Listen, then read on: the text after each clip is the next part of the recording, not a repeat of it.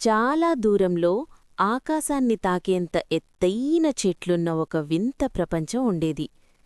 ఆ చెట్ల మధ్యనుంచి సూర్యకాంతి బంగారు వెలుగులా జారుతూ అడవిని మాయాజాలంగా మార్చేది. ఆ అడవిలో ఆరు అనే చిన్న బాలుడు ఉండేవాడు. అతను సాధారణ మనిషి కాదు, ఆ ప్రపంచానికి రక్షకుడు. ఆరు నీలం రంగు చిన్న జాకెట్, తేలికపాటి బూట్లు వేసుకుని ఎప్పుడూ ఆశ్చర్యంతో ఆకాశాన్ని చూస్తూ ఉండేవాడు. ఆకాశంలో భారీ పక్షులు మేఘాల మధ్య తేలుతూ పాటలలా వినిపించే శబ్దాలు చేసేవి. ఒకరోజు ఆకాశంనుంచి ఒక ప్రకాశవంతమైన వెలుగు భూమిపై పడింది.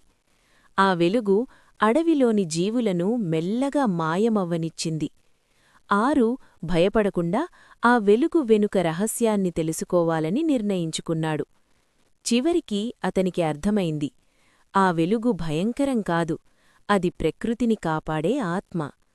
ఆరు తన హృదయంలోని మంచితనంతో ఆ వెలుగును అంగీకరించాడు. అడవి మళ్లీ జీవంతో నిండింది. పక్షులు ఆనందంగా ఆకాశంలో చక్కర్లు కొట్టాయి.